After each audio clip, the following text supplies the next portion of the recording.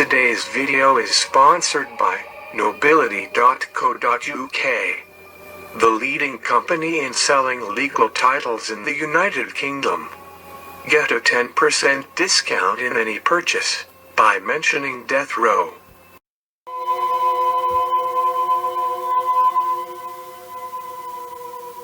A man with mental defect, due to a head injury from a falling tree.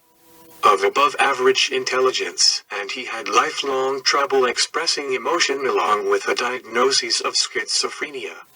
Donald Jay Beardslee, born in St. Louis, Missouri on May 13, 1943. Beardslee was the oldest of 3 children, and his father died when he was 11. At an early age he was sent to a military school at age 15, and joined the U.S. Air Force at 19, where he served for 4 years as an aircraft mechanic. He was dismissed when he and another airman were caught in 1965 while trying to steal a vehicle. For his punishment he was sentenced to a work farm in Minnesota, where he was hit by a falling tree, and suffered a head fracture and a days-long coma. From there on his criminal activities begun. In 1969 in Missouri, he choked, stabbed and drowned Laura Griffin, whom he had just met. They met in a bar. He went home with her and killed her.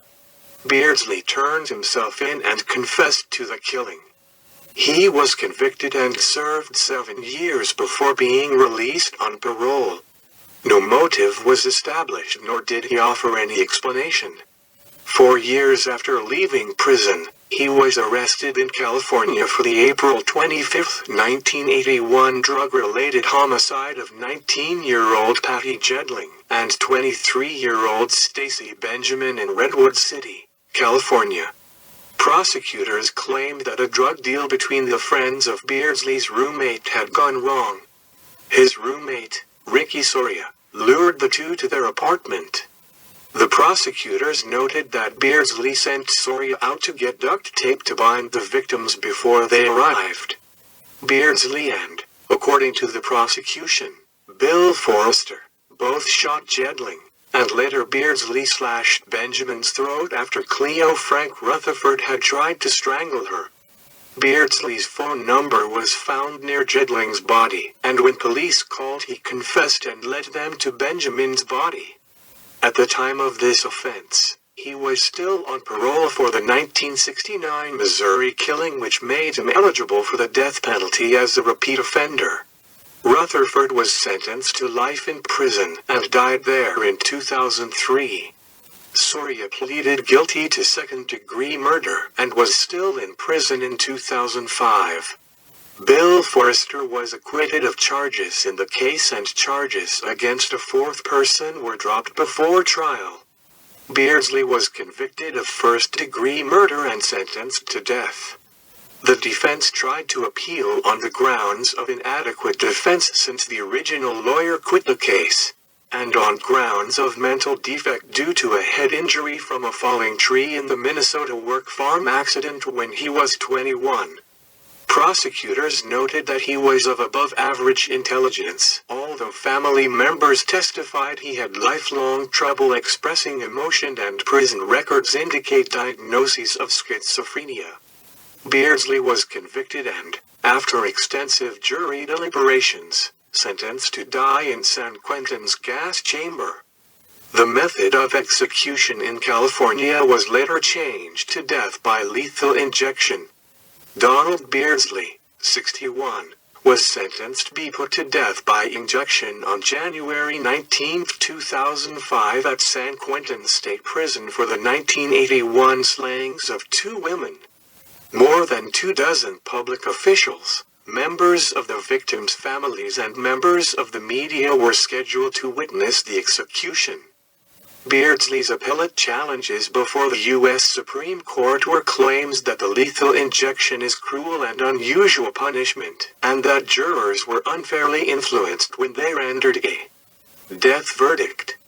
In his clemency petition, Beardslee's lawyers claimed he suffered from brain maladies when he killed Stacy Benjamin, 19, and Patty Jedling, 23.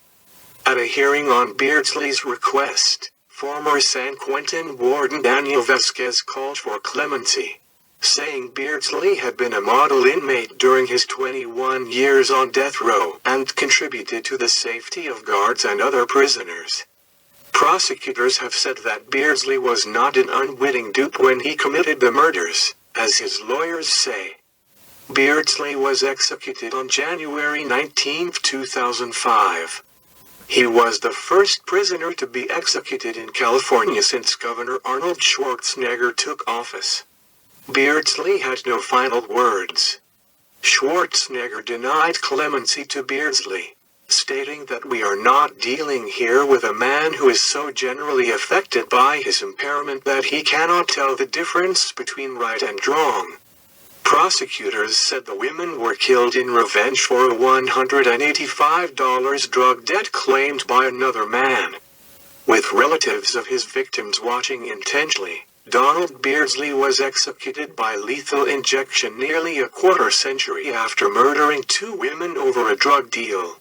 30 government officials, relatives of victims and media members, separated by a glass partition, watched the execution.